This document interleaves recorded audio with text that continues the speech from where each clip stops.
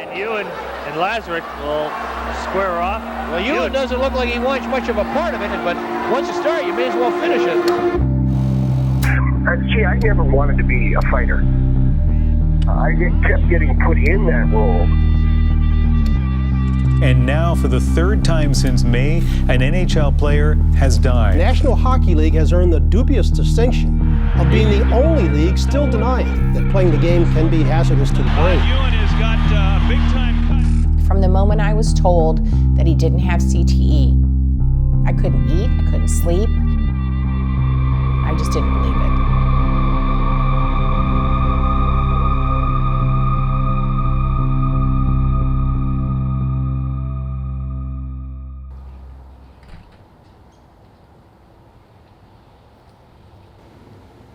I met Todd in 1989, the fall of 1989.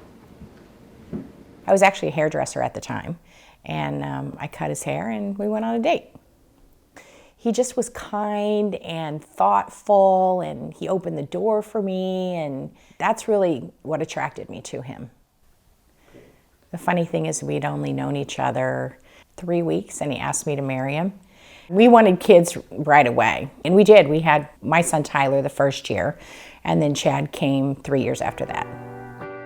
You know, Todd was not just a fighter. I'm one of those people that just teaches themselves things. I went out and I just learned how to play piano by myself. You know, when I'm away from the game and when I go home, I'm myself. A lot of people can visualize themselves going to work and being cut throat at business and coming home and being a family man. It's the same thing. It's a little bit more extreme. Todd played hockey from the time that he was 5 years old. That was his whole life. He didn't really love the fighting so much, but that was just kind of what he was good at. Todd, when you were younger, were you a tough kid? No, I was a quiet kid. Didn't say much, but then I went off to major junior, and you know, as a young 15, 16-year-old playing with the older guys, you get into these situations where you've got to fight. And Ewen and Lazarus will square off. Well, Ewen doesn't look like he wants much of a part of it. I did okay. But once you start, you may as well finish it. Well, as soon as I did well at that, boom, you know, that became part of my repertoire. I was drafted by Edmonton, and they said, listen, we want you to be part of the game. They just kept sticking me in that role. Second fight in the National Hockey League was Bob Probert, and that's where I knocked him out with one punch. Punches, and he got Probert right off the bat, you know. First, it might have even been the first one. Yes, it was. My goodness, he caught him square on the jaw. Next game was somebody else. Next game was somebody else. You know, everybody has a role in the game, and Todd's role was a fighter. That's what he did. You see the blood on his shirt, it might be his own. Todd was one of many enforcers who survived in the NHL and made a living from fighting. The NHL has marketed violence and profited off of fighting.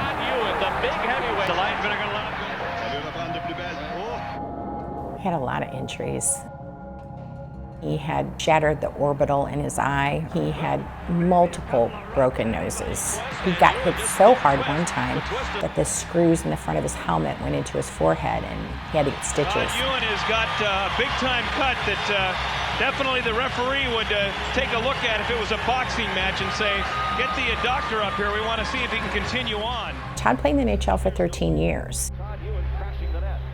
At the end of his career, it got tough. In '99, he called me and just said, I'm going to retire. And I said, I can't wait for you to come home. Somewhere around 2002, 2003, we started to see a big change in Todd. Sadness, some darkness, reclusiveness, sometimes a little bit on the violent side. I was afraid for myself, or I was afraid for the kids when he would get aggressive. His personality would change at the drop of a hat. I had spoken to a counselor that we were seeing and just said, this is a man that I just don't even know anymore.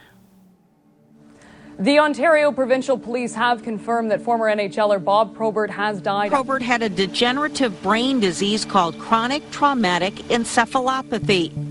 The syndrome, caused by repeated brain injury, can lead to behavioral problems and dementia. The brains of 3 other former NHL tough guys were also analyzed, and this now makes it 4 for 4 that turned up CTE.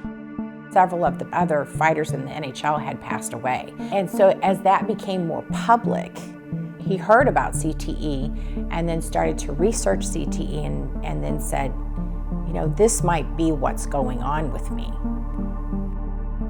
We started coaching at St. Louis University, but as time went on, Todd started to forget practices and the kids could see a change in him, and then that's when he decided that he wouldn't coach anymore.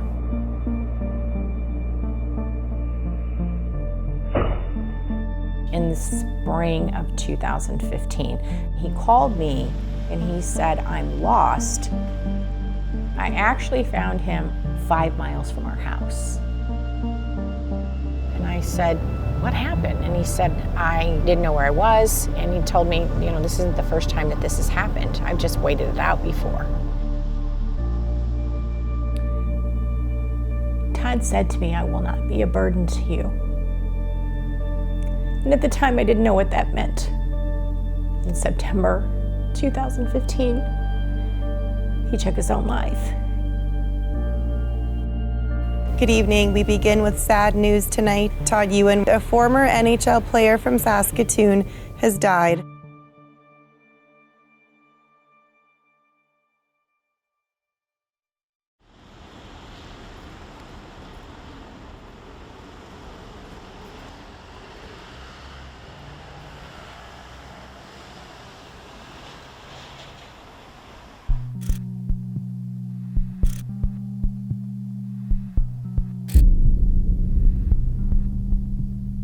When Dr. Hazrati came out and said that Todd did not have CTE, the NHL seized on this, and they began to use Todd as a figurehead.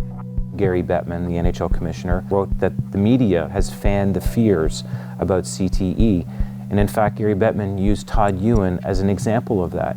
He said that Todd Ewen took his own life believing that he had CTE when he didn't. In fact, the NHL's gone as far as hiring medical experts in connection with its concussion lawsuit who've said that CTE doesn't actually exist as a real disease. It's more of a hypothetical.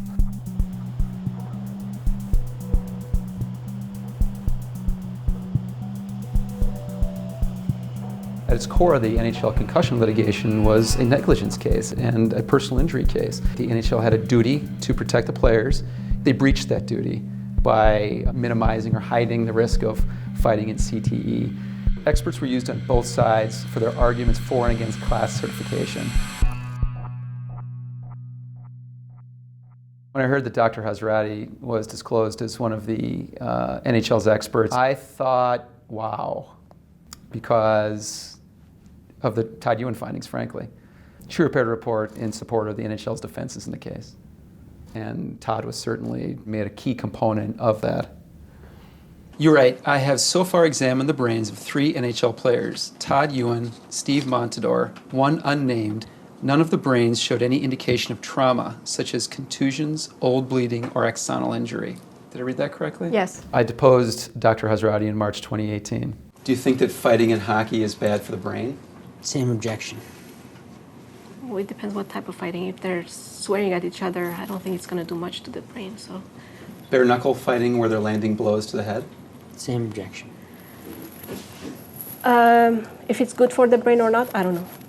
You don't know? I don't know. Dr. Hazrati was attempting to cast doubt on a causal link between blows to the head and CTE, and in fact, whether CTE was an illness at all. Okay. But it's not a thing. It's a pattern recognition.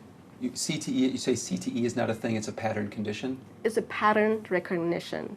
So you don't believe CTE is a disease because it's never been proven that it actually causes any symptoms? Yes. Object to the form. Okay.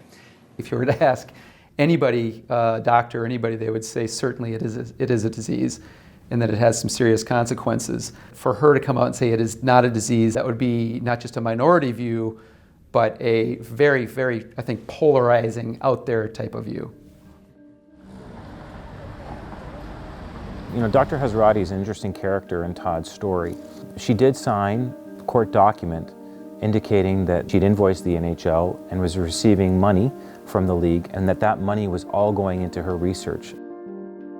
It's hard not to make a similar connection between the NHL and tobacco when there are so many who believe the science to be so strong in favor of a connection, only to have the science sort of disrupted by litigants in a case that hire experts to cast doubt on the conclusions and on the science.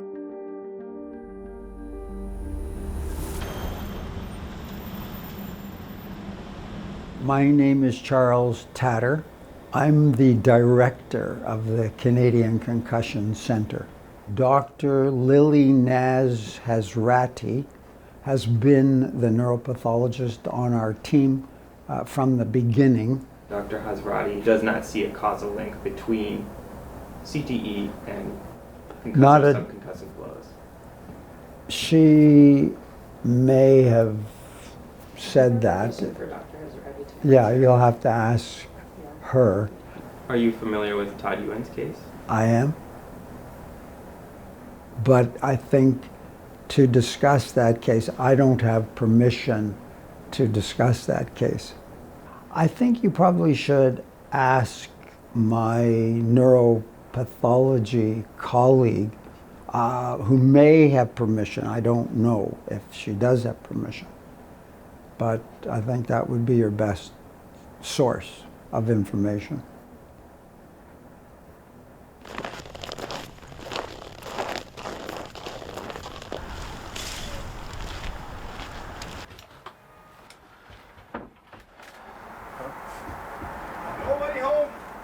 I'm looking for a Dr. Hazrati.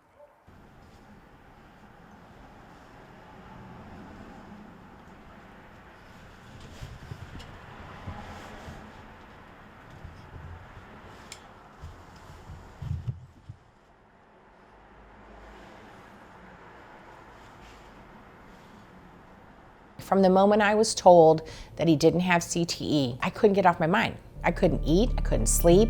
I needed to retest Todd's brain. So I was asked by the family if I would be willing to look at the brain sample on Todd Ewen. As I understood it, it had been previously analyzed and they hadn't seen CTE. And Kelli, his wife, was very concerned that he did have CTE, so she wanted a second opinion.